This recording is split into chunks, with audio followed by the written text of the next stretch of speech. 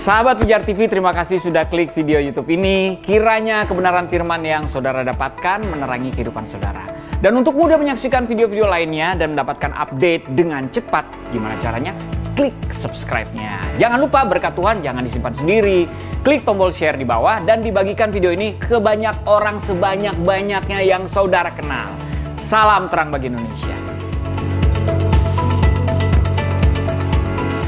Awalnya rusuh gimana kan ya, biasa dalam sepak bola Indonesia kerusuhan itu kan hal yang lumrah ya, bisa terjadi. Tapi ketika mulai ada berita yang mengabarkan korban jiwa yang tadinya belasan bertambah jadi puluhan bahkan ratusan, kaget sih, jujur kaget.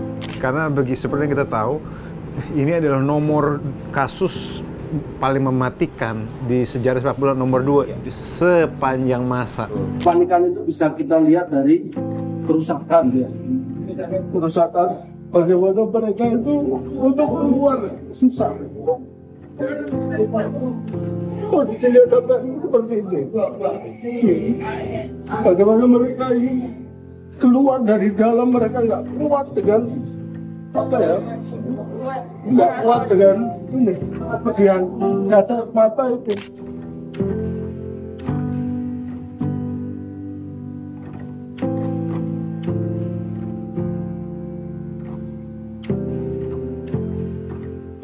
Maksudku aku bisa membayangkan, bisa membedakan itu kan, atau kesannya memang berbeda.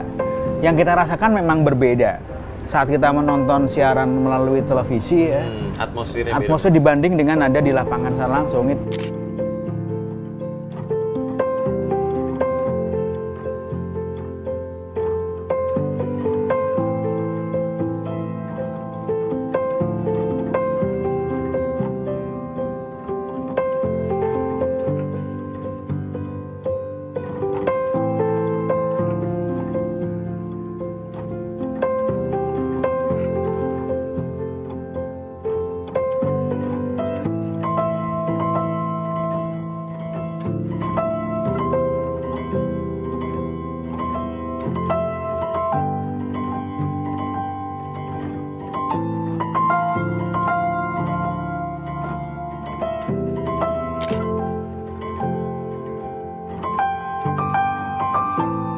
Gas air mata yang ditembakkan ke tribun itu kan tembakan yang tidak tepat sasaran, karena di situ nggak semua mau rusuh loh, nggak semua mau turun, ada ibu-ibu, ada anak-anak, dan aku pikir itu reaksi panik melihat kerumunan yang begitu banyak. Akhirnya yang petugas keamanan panik menembakkan gas air mata. Nah, ketika sesuatu yang harus jadi fun tadi, ketika dilakukan dengan tidak dewasa, tidak bertanggung jawab, akhirnya jadi disaster ya. Kita kayak, aduh sayang banget ya. Jadi kayaknya PR Indonesia ini bukan sekedar membangun sepak bolanya gitu ya, tapi membangun nilai-nilai, budaya yang positif. Dan itu harus dilakukan tuh, jangan nunggu krisis dulu. Setiap saat tuh semua pihak tadi harus bekerja keras ya. Sama dalam dunia pelayanan, dunia rohani, dunia apapun lah kita mau bisnis.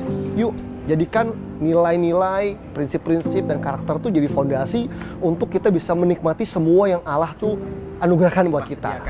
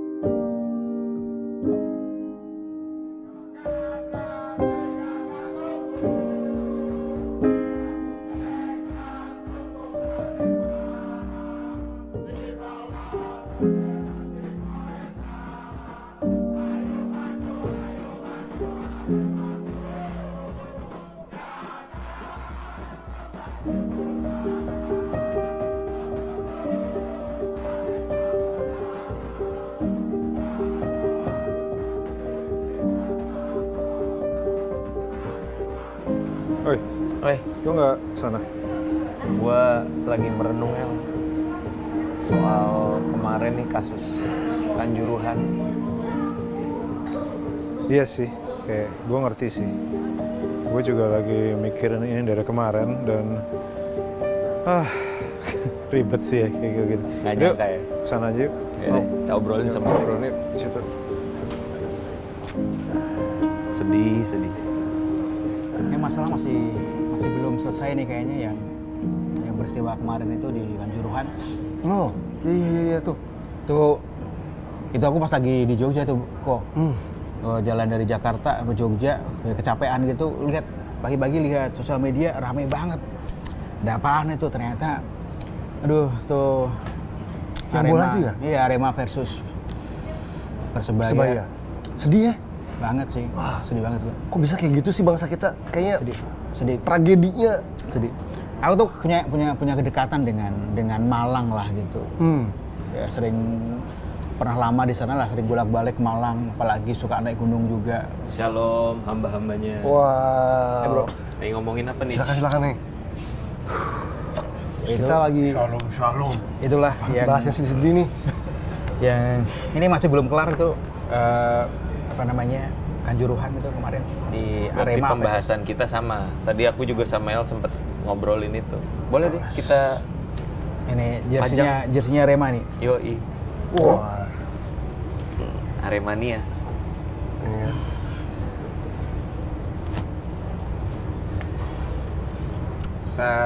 Sedih. Gua sedih banget sih. Nggak nyangka itu terjadi sih. Iya. Ya bagaimanapun mungkin aku nggak terlalu ngefans sama bola, tapi sedikit juga ngikutin. Kemudian Malang itu juga kota yang sering kusinggahin juga sih, di orang-orangnya, makanannya, segala macamnya lah. Jadi Lucu ya orang-orang. gitulah, nggak habis pikir sih aku sih. Ya boleh juga. Kawan-kawan, selamat datang di Selasa Berbagi. Kita tetap berada di Pijar TV, sebuah acara di mana kita mengingatkan, di mana kami semua mengingatkan untuk selalu bersama-sama menyebarkan Injil ke pelosok Indonesia, sehingga saudara-saudara kita yang berada jauh, di tempat-tempat yang jauh, di tempat-tempat yang mungkin belum terjangkau, di tempat yang pelosok dapat menyaksikan kebenaran firman Tuhan melalui tayangan dari Pijar TV ini. Dan acara ini ada berkat dari donasi saudara-saudara semua yang terkasih. Jadi donasi yang saudara berikan secara khusus akan digunakan untuk penyebaran penayangan acara Pijar TV melalui satelit-satelit untuk menjangkau area-area yang terpencil di Indonesia. Dan berapapun yang Anda berikan, besar kecil dari pemberian Anda sangat-sangat berarti dalam Selasa Berbagi ini dan acara yang lainnya. Jadi nggak masalah, besar dan kecil tidak ada masalah. Tapi kami sangat mendorong Anda untuk memberi lewat Selasa Berbagi ini. Kepedulian yang sesungguhnya adalah agar amanat agung dapat disiarkan ke seluruh pelosok Indonesia. Jadi donasi saudara semua, saudara bisa salurkan melalui BCA dengan nomor rekening 5055182121. Saya ulangi, BCA nomor rekening 5055182121 atas nama Yayasan Pelayanan Indonesia, dan Tuhan memberkati setiap pemberian daripada saudara-saudara semua. Dan kita juga masih membuka ruang buat saudara-saudara semua dan teman-teman semuanya yang memiliki pertanyaan seputar program atau seputar apapun, pertanyaan apapun seputar kekristenan dan segalanya, bahkan permohonan doa dari setiap saudara-saudara yang bergumul. Saudara juga boleh berkomentar ataupun menyampaikan saran ataupun kritik, kami akan terima dengan senang hati. Dan juga kalau saudara mempertanyakan ingin terlibat dalam pelayanan di Pijar TV, sahabat Pijar TV dapat menghubungi melalui nomor WhatsApp Pijar TV, yakni 0813 8700 7055. Ya, kita masih berada di break room. Kita masih ada di break room di Atria Sudirman. Jadi tempat yang sangat nyaman lah ya buat kita berbincang. cozy buat kita bekerja juga gitu. Siapapun yang ingin menikmati makan siang sambil meeting Anda bisa memakai ruangan ini, dan banyak sekali tersedia tenan-tenan, ada makanan-makanan yang bisa Anda nikmati di sini sembari ngobrol, sembari berbicara, sembari berdiskusi. Bicara hal ringan ataupun yang berat, Anda bisa menikmati makanan minuman yang ada, yang pastinya dengan harga yang terjangkau. Bayangkan di tengah kota, di tengah kemacetan yang ada sekitar Sudirman, Tamrin ini ada ingin cari tempat untuk kumpul, cari tempat untuk diskusi, cari tempat untuk meeting, arisan bisa, atau ngobrolin seperti kita ini bisa gitu kan. Ambil waktu singkat di Atria Sudirman. So, di Selasa Berbagi, saya host Magang masih ditemani. Magang udah berkali-kali. Ya, Magang kok profesional. Magang tuh amatir. Ya, Magang. ya, gitu. Bercandanya gitu. Jadi saya Petrus Kris masih ditemani oleh Pastor Randy, Pastor Ferry, dan juga yang jelas istimewa Pastor Ngegas tapi sayang ragu Levi. Pastor telur dadar istimewa ya. Gitu. Ya. Ya, gimana kawan-kawan? Gimana itu bisa terjadi gitu kan? Pastor Ren saya tahu Pastor Ren itu anak bola banget gitu. Anak bola banget. So, ya, what's your opinion atau kesannya seperti apa sih? Hari Sabtu malam Minggu tuh. Iya. Kejadiannya, aku lagi nonton bola juga. Tiba-tiba ada kabar bahwa itu tuh rusuh gitu kan. Banyak lagi. Iya. Awalnya rusuh gimana kan ya, biasa dalam sepak bola Indonesia kerusuhan itu kan hal yang lumrah ya, bisa terjadi. Tapi ketika mulai ada berita yang mengabarkan korban jiwa yang tadinya belasan bertambah jadi puluhan bahkan ratusan, kaget sih, jujur kaget.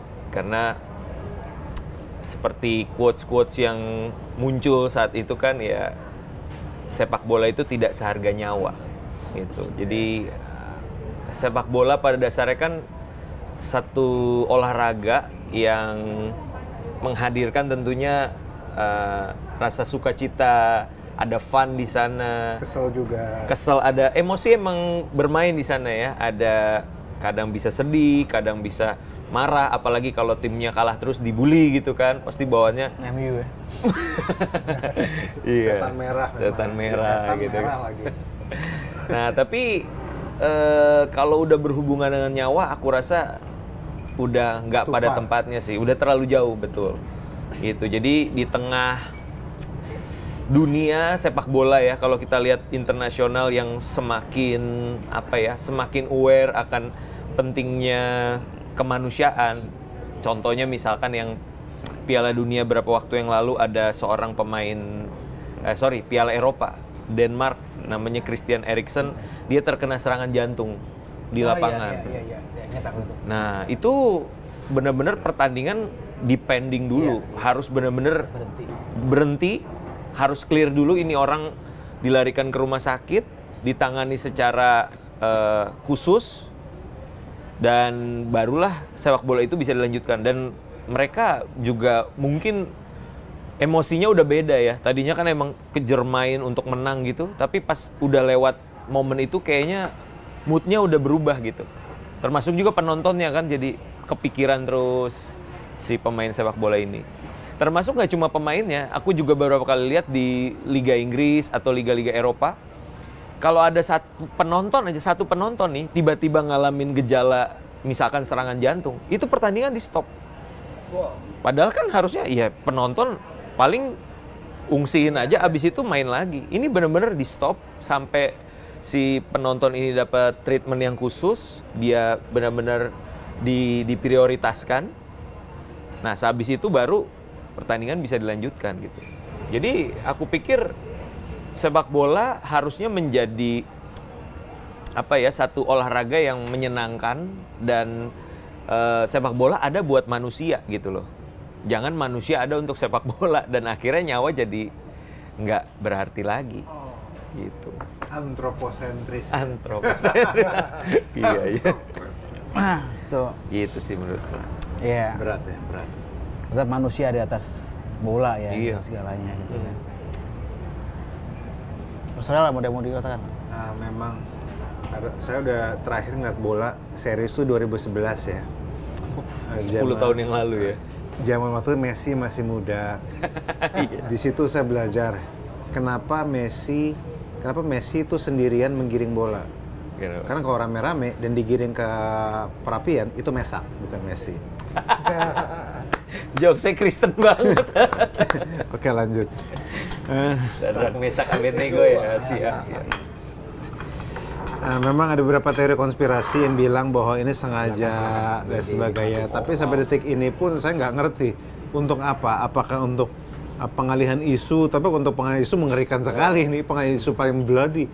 Karena seperti yang kita tahu, ini adalah nomor kasus paling mematikan di sejarah sepak bola nomor 2 di sepanjang masa. Sejarah ya. Sejarah dunia.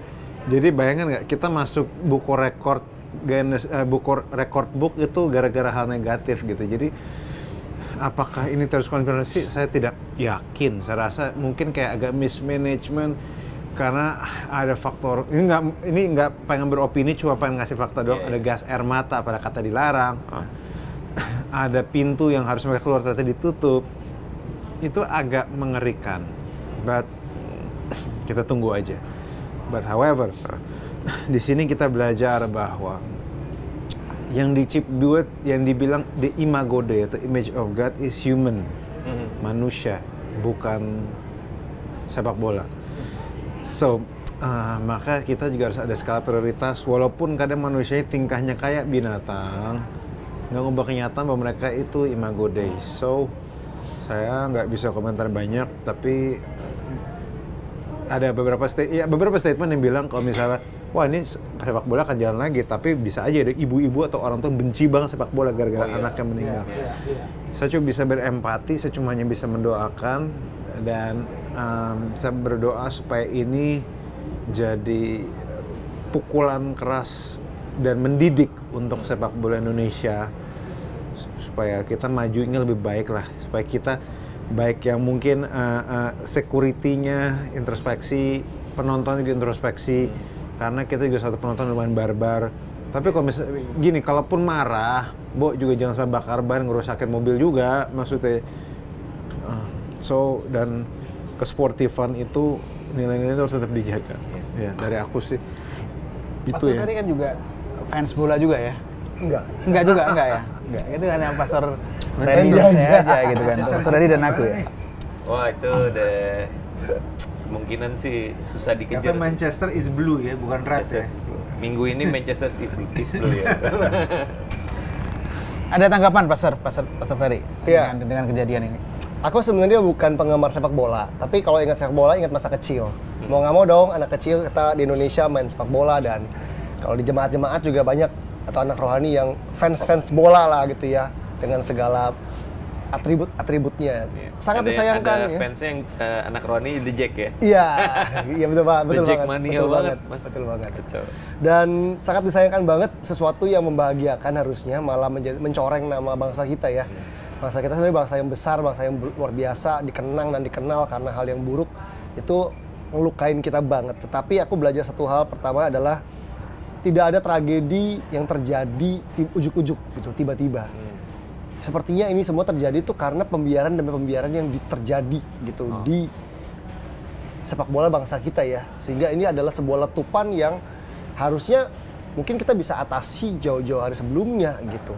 Apapun kalau kita mau tarik prinsip ini kemanapun, soal pernikahan, soal relationship, soal keuangan, nggak ada sesuatu yang tiba-tiba meledak gitu. Jadi biasanya ada pembiaran yang tidak pernah dibereskan, akhirnya terpicu. Ya sempat mendengar sih bahwa ada pertandingan yang standar security and safety-nya tidak sesuai dengan regulasinya FIFA misalnya begitu. Nah kalau itu dibiarkan selama ini, ya buktinya nggak kenapa-kenapa. Buktinya nggak kenapa-napa, kadang-kadang kita meremehkan ya, buktinya nggak membahayakan kok, nggak celaka kok, tapi itu terkumpul, terakumulasi dan akhirnya dar gitu. Dan itu akhirnya kita belajar setelah masuk jurang gitu kan. Sempat dengar pepatah ya, lebih baik membangun pagar di pinggir jurang daripada menyediakan ambulan di bawah jurang. Kita kayak lebih suka udah kejadian terus baru yuk kita belajar gitu.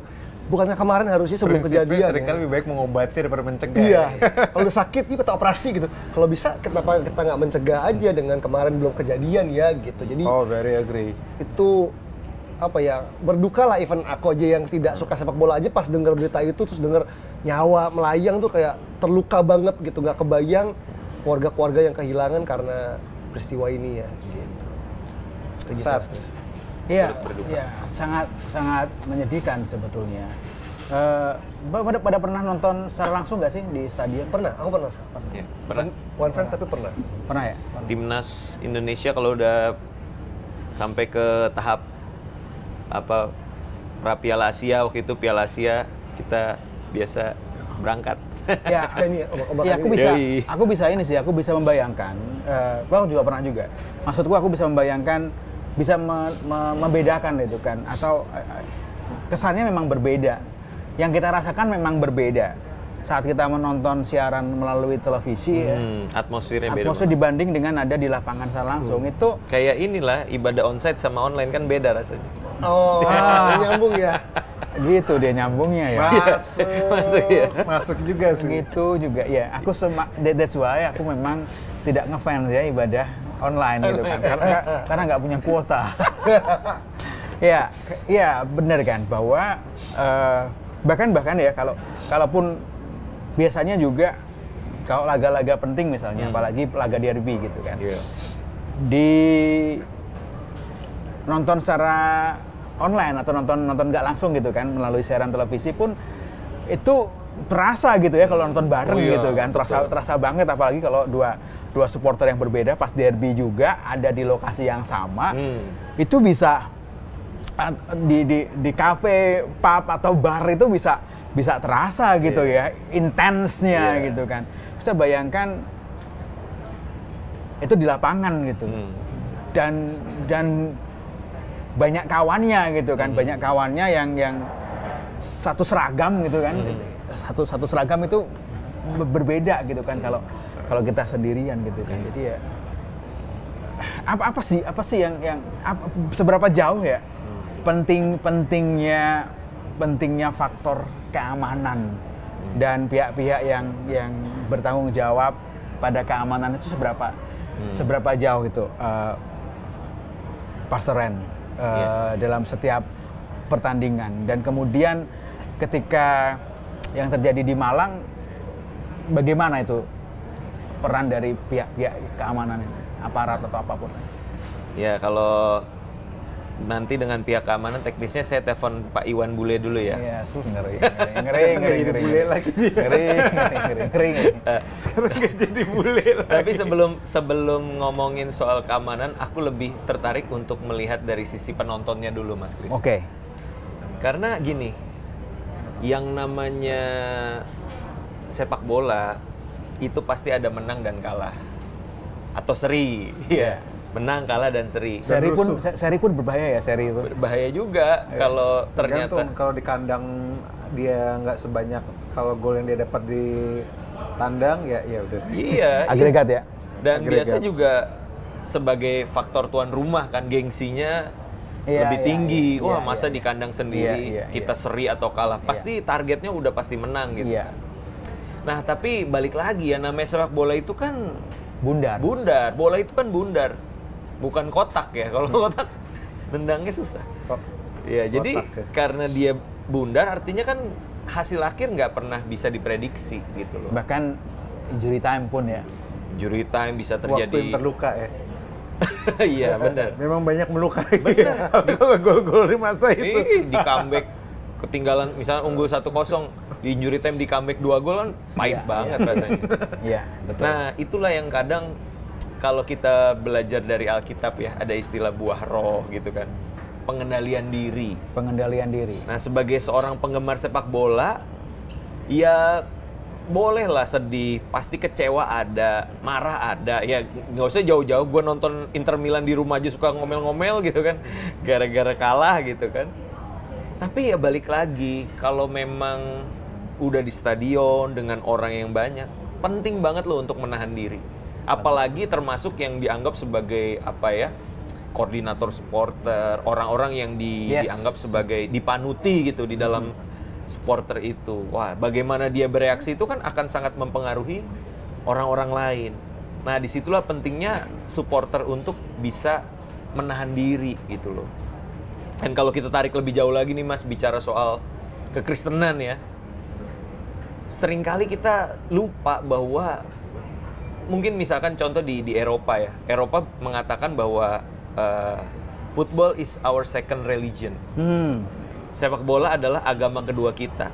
Tapi pada realitanya orang lebih tertarik sepak bola sejatinya daripada ke gereja misalnya atau beribadah. Jadi iya, kalau ada laga hari Minggu ya gereja sepi ya. Gereja sepi. Dan Desember itu ada istilahnya Boxing Day. Jadi tanggal 25 menuju ke tahun baru itu kan harusnya masa-masa Natal ya kan, libur. Bukannya pertandingan disedikitin, ini dihajar terus, dibanyakin. Dan penonton juga suka. Wah, asik nih liburan kita, libur Natal nonton bola. Ada hiburan. Nah, di situ kan bicara soal ya lebih jauh lagi bisa menjadi sebuah idolatry ya. Pemberhalaan juga di hati gitu loh. Nah, aku pikir ini yang perlu digali ya lebih jauh ya. Jangan sampai sepak bola klub favorit itu melebihi hubungan kita dengan Tuhan kan. Dan itu akan sangat berpengaruh terhadap bagaimana kita mengekspresikan kemarahan, bagaimana kita mengekspresikan kekecewaan. Termasuk mengekspresikan kegembiraan juga. Nah, betul. Kadang kegembiraan pun akhirnya apa? Karena ada faktor kegembiraan, lalu juga punya supporter yang berseberangan dengan dia, saling meledek, malah bisa berantem gitu. Nah, kalau berhubungan dengan keamanan tadi Mas Kris, aku melihatnya memang secara umum dulu dalam kan Anda juga pernah nonton secara langsung kan. Secara umum seperti apa sih pendekatan kepada pihak keamanan itu seperti apa sih dalam penyelenggaraannya? Nah, memang awalnya ada aksi yang salah. Ketika penonton itu masuk ke lapangan, itu pasti security akan bertindak gitu. Kalau di Eropa satu orang aja diuber banyak tuh security-nya kan lah, ini yang turun gak cuma satu, rame kan aksinya salah, reaksinya pun lebih salah lagi. Kalau menurutku gas air mata yang ditembakkan ke tribun itu kan tembakan yang tidak tepat sasaran. Karena di situ nggak semua mau rusuh loh, nggak semua mau turun. Ada ibu-ibu, ada anak-anak. Dan aku pikir itu reaksi panik. Melihat kerumunan yang begitu banyak, akhirnya yang petugas keamanan panik menembakkan gas air mata. Dan di situlah letak akhirnya terjadi musibah yang besar ini. Gitu. Jadi aku pikir aksi yang kurang tepat ditindaklanjuti dengan reaksi yang juga tidak tepat, akhirnya menyebabkan musibah yang sebesar ini. Gitu. Itu dari aku, dari ini ya, dari fans bola, sekedar komentar ringan gitu ya. Secara umum lah, secara umum. Jebret. Secara umum bro. Iya, aku faktor keamanan ya. Lihat gini ya, bahwa keamanan itu ada dua faktor ya, maksudnya dari dalam dan dari luar. Kalau dari luar kan artinya ada pihak-pihak di luar diri seseorang yang mencoba menciptakan keamanan. Tadi ada aparat, ada pintu exit, ada apa, maksudnya kalau terjadi apa itu harus pintu gimana. Exit. Tapi juga ada keamanan yang harusnya dari dalam dibangun, yaitu namanya nilai dan karakter. Aku sih percaya harusnya dalam kita membangun apapun, sebelum membangun sesuatu, kita letakin dulu fondasinya, yaitu punya karakter dan nilai-nilai yang baik gitu ya. Itu di semua sisi, artinya di pihak penyelenggara, di aparat, di pemain, termasuk di supporter gitu. Jadi keamanan itu juga harus dari dalam ya, kesadaran bahwa kita ini untuk bisa menikmati permainan ini semua harus saling menjaga keamanan masing-masing dan orang-orang di sekitar ya gitu. Aku pernah baca satu buku, lupa buku apa, buku leadership begitu. Ada satu penulis ini menceritakan tentang Disneyland. Tapi nggak tahu Disneyland yang ini yang sekarang atau yang dulu, karena kan Disneyland dari dulu sudah ada ya. Dan itu di yang mana gitu, dia bilang bahwa Disneyland itu kan tempat hiburan keluarga dan anak-anak. Jadi ada banyak permainan-permainan yang berbau Disney, ada Mickey Mouse, ada Donald Duck dan sebagainya. tentunya kita kepengen keluar. Jadi semua yang masuk ke Disneyland itu keluar tuh dengan tersenyum gitu ya, dengan senang gitu setelah habisin jam-jam berjam-jam di sana begitu. Nah, mereka punya values katanya, punya nilai-nilai yang mereka tuh usung lah. Jadi semua pegawai yang bekerja di Disneyland tuh di-train untuk ngerti, hafal, dan menghidupi nilai-nilai tersebut. Katanya ada 3 nilai yang dibuat urutan gitu. Jadi ada urutan prioritasnya, mana yang nomor 1, nomor 2, nomor 3. Karena kalau nggak ada krisis, tiga-tiganya jalan bersama bisa. Tapi ketika ada sebuah krisis, urutannya harus benar supaya membantu membuat keputusan yang tepat. Jadi katanya begini, nggak tahu ya Disneyland sekarang ya. Yang pertama itu keselamatan, itu nomor 1.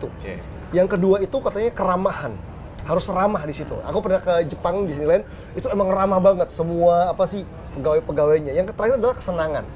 Nah, kita kan kepengen ini semua yang keluar harus senyum dan tertawa gitu. Nah, dia bilang kalau nggak ada konflik, nggak ada masalah, semua jalan setara. Begitu tiba-tiba misalnya ada pegawai yang karena ada pengunjung datang terus dengan ramah diajak ngobrol gitu ya, tiba-tiba dia teriak, maka dia nggak boleh AIU, dia langsung tinggalin keramahan tadi, karena kalau tidak ada keselamatan nggak akan ada keramahan. Dan kalau nggak ada keramahan nanti ujungnya nggak akan ada kesenangan, kok orang keluar dalam tersenyum. Keadaan senang. Nah, itu kan berarti mereka menata value-value-nya ya dengan baik, dengan urutan prioritas gitu. Nah, ketika sesuatu yang harus jadi fun tadi, ketika dilakukan dengan tidak dewasa, tidak bertanggung jawab, akhirnya jadi disaster ya. Kita kayak, aduh sayang banget ya. Jadi kayaknya PR Indonesia ini bukan sekedar membangun sepak bolanya gitu ya, tapi membangun nilai-nilai, budaya yang positif, dan itu harus dilakukan tuh jangan nunggu krisis dulu. Setiap saat tuh semua pihak tadi harus bekerja keras ya. Sama dalam dunia pelayanan, dunia rohani, dunia apapun lah kita mau bisnis. Yuk, jadikan nilai-nilai, prinsip-prinsip, dan karakter tuh jadi fondasi untuk kita bisa menikmati semua yang Allah tuh anugerahkan buat kita. Sediakan. Ya nggak sih? Gitu ya. Keselamatan di dalam Kristus, keramah tamahan, ya, dengan hubungan, sesama, Keramah tamahan keluarga. Yang terakhir adalah sukacita, ya, kolektif. Oh enggak ya? Ini boleh dinikmati loh ini. Kalian bisa ambil satu. Mari. Kita bungkus aja nanti kalau nggak ini ya. Iya, benar. Keselamatan, keramahan, dan apa lagi tadi? Kesenangan. Ya. Kesenangan. Pastor El, keselamatan, keramahan, dan kesenangan. Kehadiran dari aparat berseragam lengkap itu membuat kita merasa aman ataukah intimidatif? Kenyataannya kalau saya lihat dari budaya kita, kadang batasan yang sedikit intimidatif itu bisa membawa kebahagiaan. Gitu. Sama seperti saat seseorang pergi ke kebun binatang atau pergi ke tempat-tempat yang ada batasannya, maka peraturan nih agar tidak dilanggar, dia harus ada sisi penegakannya. Kalau bahasa Inggrisnya enforcement, penegakannya. Dan kadang penegakan tidak selalu bisa mengandalkan keramahan. Kadang di dalam daerah-daerah kebun binatang, lampu lalu lintas lebih baik sedikit tegas, sedikit intimidatif, yang sehat, tetapi peraturan dan batasan berjalan dengan baik, daripada kita kelemar-kelemar dan ada yang dilanggar, akhirnya semua jadi ribet. Jadi tentu saya bisa mengerti apa kata firman Tuhan dan apa kata Walt Disney saat mereka mementingkan keselamatan dibanding kebahagiaan dan sukacita. Karena Tuhan pun mentin kayak gitu. Di dalam pernikahan, di dalam hubungan kita dengan Tuhan pun, di dalam perjalanan kita dengan Tuhan, Alkitab jelas prioritas Tuhan. God wants you to grow more than wants you to be happy. Ya. Apakah Tuhan mau kita happy? Saya rasa dia ada juga. Karena Alkitab bilang, delight yourself, bersukacita dalam Tuhan, dia akan memberikan kepadamu apa yang hatimu inginkan. Tentu bukan Tuhan nggak peduli sama kebahagiaan kita, cuma akan selalu ada skala prioritas. Di dalam kehidupan akan ada selalu skala prioritas, dan jika semua penting, berarti tidak ada yang penting. Dan kepentingan Tuhan adalah mendidik kita seperti seorang anak. Dan walaupun kalau misalnya itu kadang harus keras dan sedikit terkesan agak seperti seorang ayah yang galak untuk mendidik, kadang ada yang namanya, kalau bagi yang udah punya anak pasti tahu namanya necessary strength ya, apa namanya ketegasan yang diperlukan. Kadang kalau misalnya anak kecil memang harus dimanipulasi. Kalau nggak sikat gigi, nggak boleh loh tidur, nggak boleh main game. Nggak boleh sama main ketemu sama teman-teman. Kalau kalau Domi ya nggak mau sikat gigi malam, ntar giginya belatungan loh. Masa sih Pak? Nih YouTube-nya ada nih, gue kasih lihat. Itu orang yang makin lama dewasa. Orang dewasa sikat gigi bukan karena takut sama bapaknya, tapi karena dia tahu ini baik bagi dia. So, makanya kedewasaan tuh dibutuhkan. Makanya saya selalu bilang, misalnya orang Kristen lebih dari itu dipanggil untuk jadi dewasa. Karena hanya pohon yang dewasa yang berbuah. Ya, paling kalau dari gue sih gitu. Kadang itu dibutuhkan, kesimpulannya. Panjang ya. Okay. Jadi, ini situasinya semakin seru sih diskusinya. Tapi jangan lupa ini hidangan juga perlu hidangan didoakan. Perlu Itu kelihatannya enak tuh. sikat juga ini. Kelihatannya enak, makan aja, nyemot. Dari Break Room, Atria Sudirman. Nah, kita tidak lupa kan bahwa ini sebuah industri kan, sebuah industri yang sangat besar gitu kan, sangat besar. Nah, bagaimana gitu sih? Bagaimana supaya terjadi keseimbangan antara faktor keamanan bagi semuanya, tidak hanya supporter, tapi juga pemain dan official, dan juga setiap pihak terlibat di sana. Ada faktor keamanan dan juga dengan ini faktor ekonominya. Karena jangan sampai hanya karena ingin mengejar faktor ekonomi yang semakin naik, kita melupakan semuanya itu. Ya, kalau aku boleh berkomentar, nah disitulah pentingnya memang ketegasan panitia. Karena gini, ini kan masa-masa ketika penonton sepak bola itu boleh kembali datang ke stadion setelah 2 tahun. Sepak bola itu sempat dipending ya kan, awal pandemi itu dipending, terus masuk ke pertengahan digulirkan tapi tanpa penonton.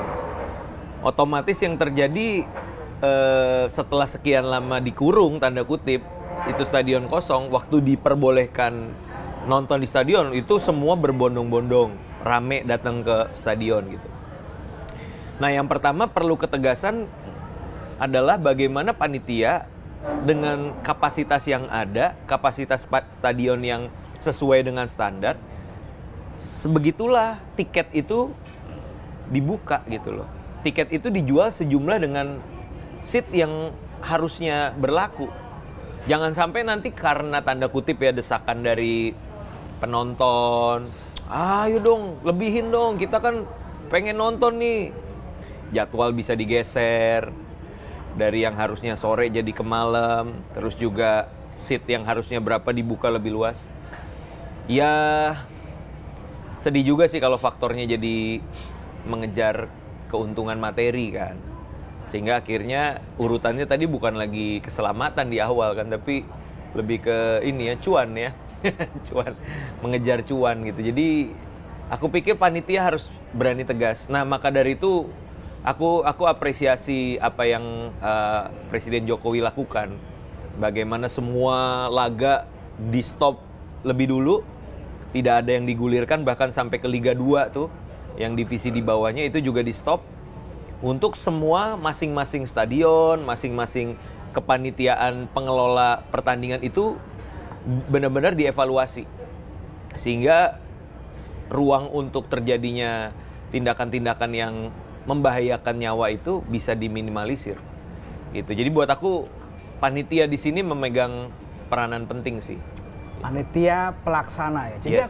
aku tertarik dengan yang tadi katakan ini, aku agak serong sedikit, tapi pernyataan Pastor Randy tadi sangat seru. Karena ngomongin soal antusiasme daripada penonton ya, atau pengunjung atau peserta atau apapun itu. Ini menarik ketika kita beralih kepada gereja kita, pada kadang gereja gitu kan. Pasti ada skala dalam satu gedung itu maksimal berapa kapasitas gedung itu ya. Dan kemudian juga jalur evakuasi gitu kalau aku lihatnya gitu kan.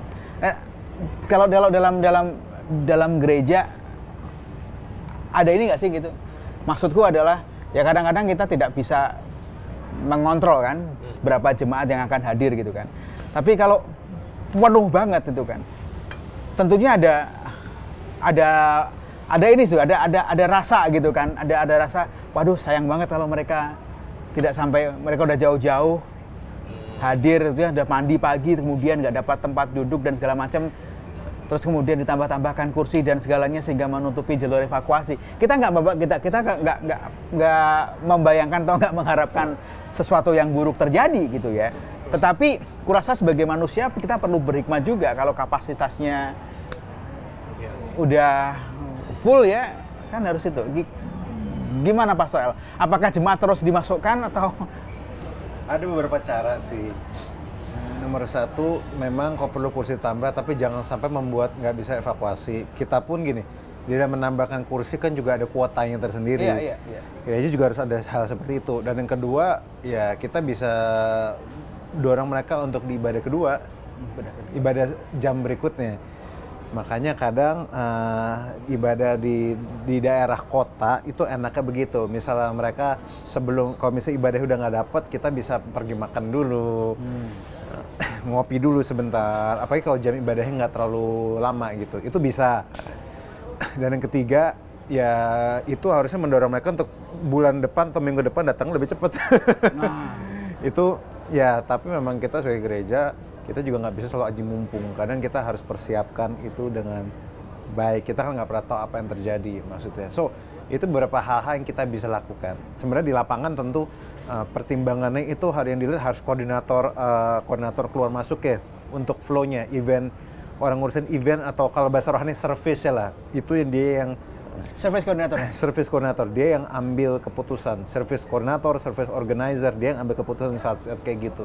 Karena di masa-masa seperti itu harusnya bukan pastors yang ngambil keputusan, karena memang itu juga kalau kita balik ke masa gereja, seringkali gereja harus keputusan Pak Gembala dan sebagainya. Bagi saya tidak semua harus gembala atau gembala sidang memutuskan.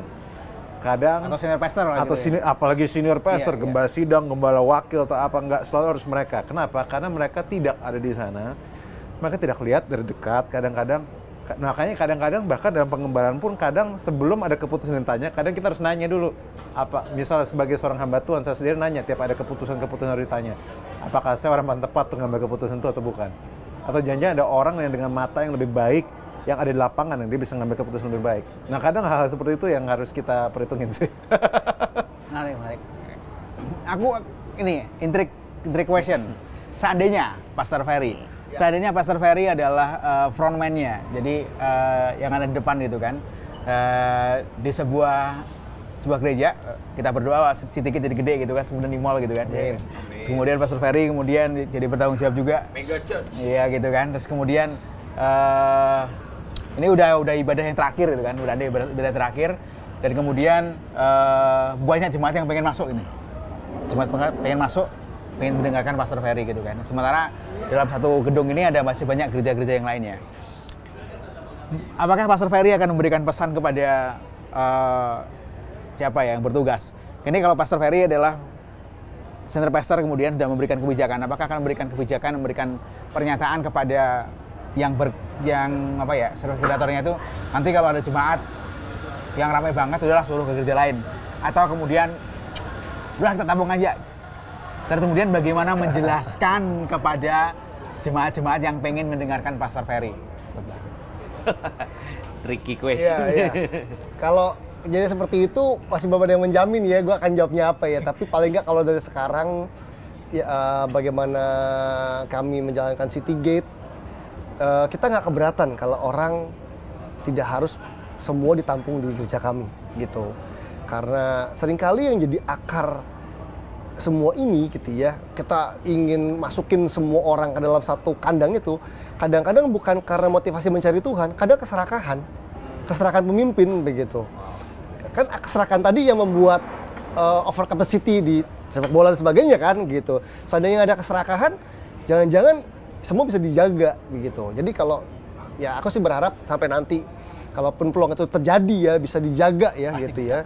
Amin gitu ya. Jadi karena kita ingat syuting hari ini Selasa berbagi. Tolong dicatat, diingat gitu sepak ya. Bola. Ya paling enggak tadi kan tujuan orang kita suka bersembunyi di balik kalimat kan orang-orang mencari Tuhan gitu ya. Apa artinya mencari Tuhan kalau mereka gini kadang-kadang orang datang ke ibadah kan dengan ke gereja tuh dengan berbagai motif gitu ya. Kadang cuma pengen kagum sama pastornya, kadang cuma pengen ngerasa udah ke gereja.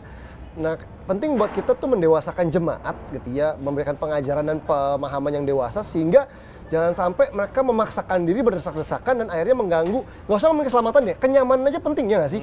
Kalau udah kursi di mana-mana orang mau ke toilet nggak bisa, orang tua ini itu udah nggak nyaman, itu juga udah nggak baik gitu. Jadi percuma kita sembunyi di balik jargon tadi mencari Tuhan kalau kita nggak pernah ngajarin jemaat kita mengerti bagaimana beribadah dengan memikirkan kenyamanan orang lain sebenarnya.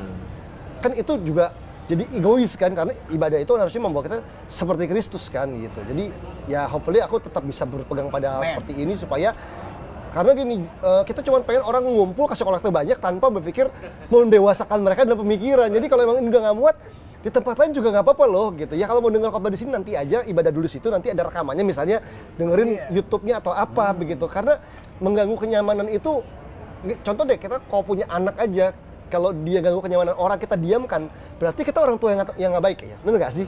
Ya, ada anak orang ulang tahun nih, kasih kue terus anak kita yang colek-colek, kita diemin aja salah.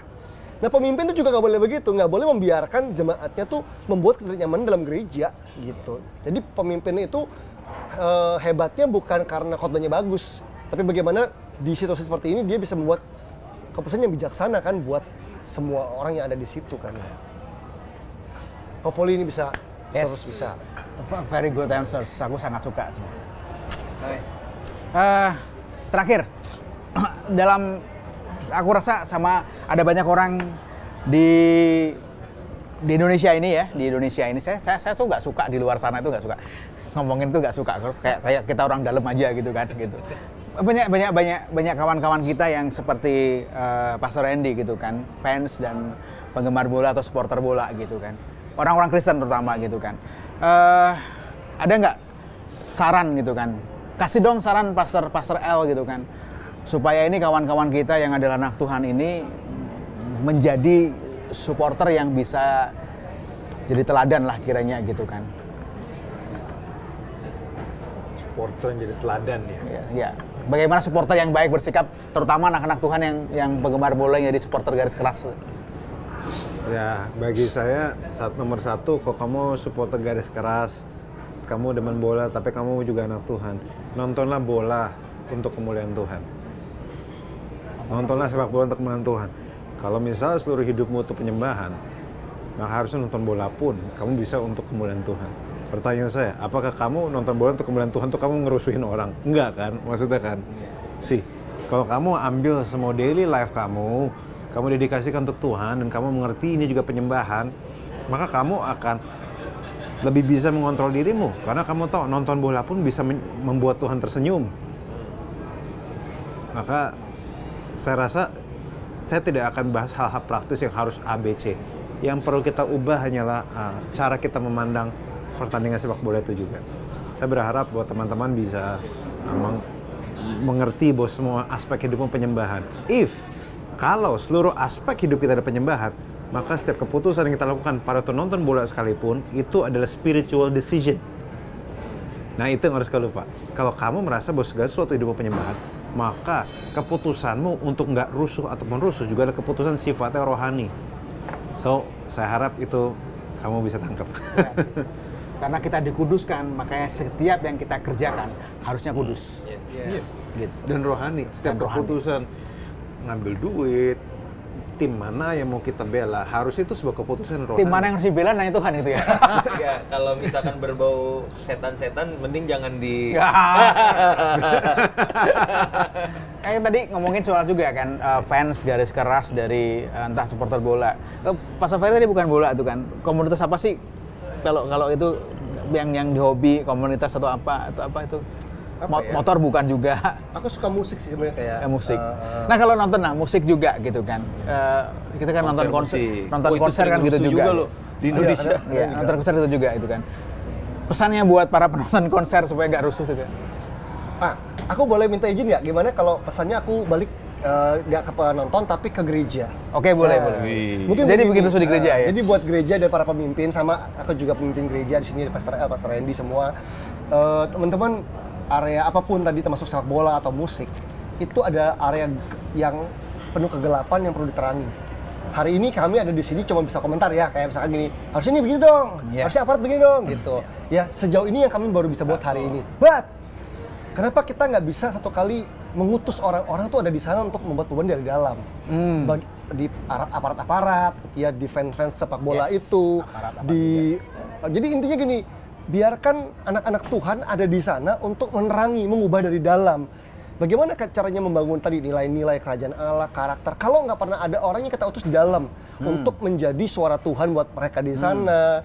Kita di sini cuma bisa komentar hari ini, benar. Tapi yuk kita pikir, jadi nanti jangan sekedar bilang, lu kok nggak gereja karena kerjaan lu sepak bola. Izinkan mereka belajar bahwa waktu mereka ada di klub sepak bola itu berkarya, mungkin kepotong sekali-kali hari minggunya gitu. Mereka pun membawa misinya Tuhan untuk mengubahkan supaya fanatisme tuh di counter. Kita kan cuma bisa komen di sini nih. Tapi kalau dari dalam mereka kan bisa ngingetin temennya. Siapa tuh jadi pemimpin juga ya di sana ya. Pegang apa gitu jabatannya bisa meredam dari dalam. Iya, bikin kebijakan maksudnya. Nah, apalagi itu lebih bagus lagi gitu ya. Jadi anak-anak muda Kristen atau jemaat-jemaat, yuk jangan cuman atau gereja jangan cuman produce orang-orang yang berkarya di gereja doang nih, tetapi nggak pernah berani mengutus orang ke tengah-tengah dunia sport, karena dunia sport itu juga ladang yang perlu diterangi gitu ya oleh kasih Tuhan, oleh firman Tuhan. Pastor Ren? Iya. Yang pertama untuk para supporter ya marilah kita belajar untuk junjung tinggi ya nilai-nilai sportivitas. Karena saya pribadi pun saya sebagai fans klub Inter Milan itu seringkali dibully secara virtual. Kan kita punya sesama anak Tuhan atau siapapun lah sahabat-sahabat kita yang mungkin bukan fans sepak bola yang sama, lalu kita dibully kalau kalah gitu kan.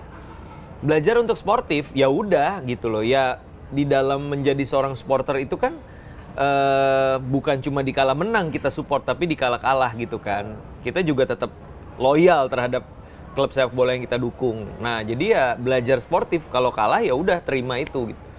Lagi pula ini kan sebenarnya relate ya dengan kehidupan kekristenan, bahwa mengikuti Yesus pun nggak selalu dikala suka kan. Ya, jadi kalau fans sepak bola setia itu biasanya dia juga akan setia kepada Tuhan. Ya, itu satu. Dan kedua, aku bener banget tadi kalau udah ngomongin soal menjadi fans sepak bola lalu masuk ke dalam fans club yang ada, yang resmi gitu ya. Itu bisa banget sih untuk membangun nilai-nilai di situ gitu ya. Bagaimana, karena mereka udah jadi komunitas yang nggak cuma ketemu di hari Minggu kan. Sama seperti komunitas gereja, jadi mereka bisa di luar hari Minggu tuh kumpul, ngobrol, nongkrong bareng. Nah di situ kan kalau ada anak-anak Tuhan di tengah komunitas supporter bola itu, bukankah harusnya ada nilai-nilai, value tentang kehidupan yang bisa dibagikan? Dan aku rasa arah bagaimana supporter sepak bola mendukung klub favoritnya pun akan berubah ya. Nggak jadi fanatisme yang destruktif, tapi justru lewat komunitas ini ada nilai-nilai kehidupan yang bisa dibagikan. Gitu. Menarik sekali perbincangan kita di hari ini tentang bola, supporter, komunitas fans yang dipicu dari peristiwa di Malang di hari Sabtu yang lalu. Well, doa kami bersama dengan teman-teman keluarga yang ditinggalkan. Saya tahu ini berat, karena saya juga merasa kehilangan juga. Doa kami bersama dengan kalian semua. Kami hanya bisa mendoakan, Tuhan semesta alam menerima mereka di sisinya, dan Tuhan semesta alam, pencipta langit dan bumi ini memberikan ketabahan dan penghiburan buat keluarga yang ditinggalkan. Dari kami, Pastor Aguel Lewi, Pastor Ferry, dan juga Pastor Randy Chandra Dinata, saya terbawa suasana. Dan saya Peter Chris, host magang, masih dari Selasa Berbagi, Pijar TV, salam terang bagi Indonesia.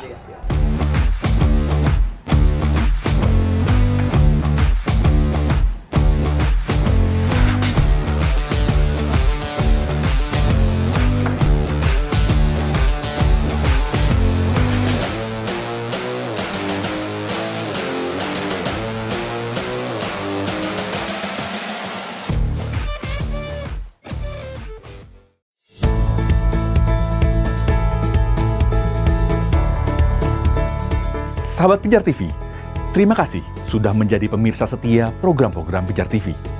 Kami sungguh rindu agar saudara bukan saja diberkati dengan menyaksikan program-program ini, tetapi juga dapat berinteraksi dengan kami untuk berdiskusi dan bahkan didoakan melalui WhatsApp dan telepon yang tertera di layar kaca ini.